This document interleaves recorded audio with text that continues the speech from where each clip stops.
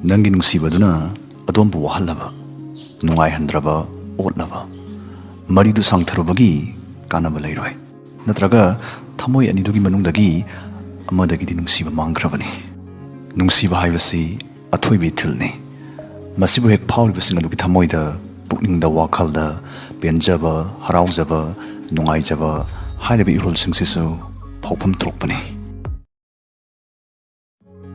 budagi matungina True love, aseng nungsiba sangba machak mari. Nungsiba mabu aseng ba taru bohen bada machak mari sisangi. Machak mari sana punsil bada nungsiba do aseng ba tung koi ba hai bado erakadabani dana budana fongdok pirame. Machak singsi mitrangum natraga laisun tinsun ga mari deina ba amata natte. Masimukte khoigi lamchat sajata chelhan gadaba yawan gadaba achama machang hakpani isana tasengna chalhaning lava tasengna bu pam lava makhoisi phangba haibasi thoina aruba manate adubo makhoi marisna nungsinngol mari masaslanba amadi harau tayamana thalanba ngambagi sakti sti wahina motsunan phongdok pangam loi wangkhalaba thagamani ahanba machak Maitri haibasi Sanskrit wahaini masibu Manipuri dai khoina mibu yai phaning manatraga thaujal hain hanba yai masidi khoina nungsi haibgidamak pukningda wakhal lakhak mabu nungai haningi harau haningi dana khanmadu khangni yade thabak oina su imon singna magidamak tawba ma changli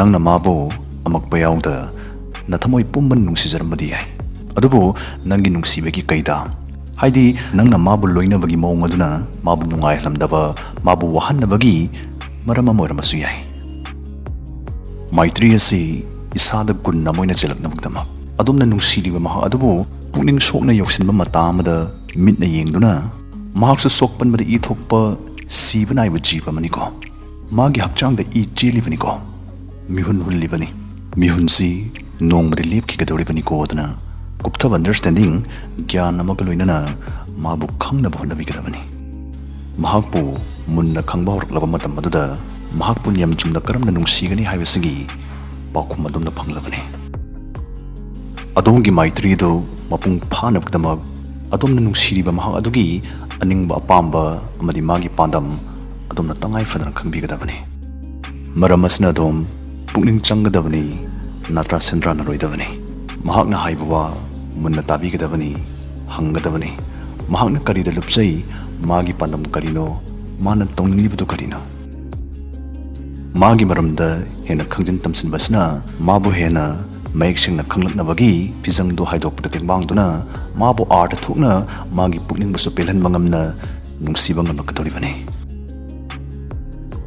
aseng manungsibagi anisuba masak karuna Saat libalay magi fazababu mapung phana uba ngamaglaba punsi ado soidana hongaklani Buddha marakthana ngasi June 5 World Environment Day numitsiga marilinana mayamde hentokna kana bapigadaba channel amakha link description da hapsarunge ekhoi punna subscribe tawminase mayam ngasi gi video sidi philodendron Brazil gi matang da orani ko philodendron Brazil hai se mari chatpa makhal gi philodendron amani ana langi ko variegation layeba anuga maga yamna naknaba mari mata oiba pambi amadi sigi heartleaf philodendron haisneba ko sigi sina langba yaudaba kariguma khara ising pambi je ising jai ba khara wat lore hairoba ko adu kamai khangni da mana se khara khuidarap tawgani aduga khara kolakani ba konjalakani ba asing manungsibagi anisuba masak asna karuna mana awana taba matamda waminaba mapukning lumjanaba saruk yaminaba magi awa chaitheng mayeng taraknaba tengbang biba dubune masisu understanding the yumpham oi karam understanding magi awaba nungaitaba tanja khangbiba amadi karamna mabu themjingani khangbagi understanding adubune karuna se domda mapung phana yaraknaba manung hutna wari saba pau phaunaba sisangi karina mabu wahangali natraka wahanli awabdu meng tanaba nangna magi dama kari to buyai haibasi masi masada hangbigadabani magi awabdu khangdana waminna natraga mabu themjin haibasi mayai chamna thokani. Asengba nungsibagi ahumsuba machak MUDITA. MUDITA haibadi harau nungaiba haibani. Nungsiba natraga nungsinabada masigi masaksi tuki matik maru oi. Nungsinaba aduda harau nungaiba yaudraba madugi nungsibadu asengba natte.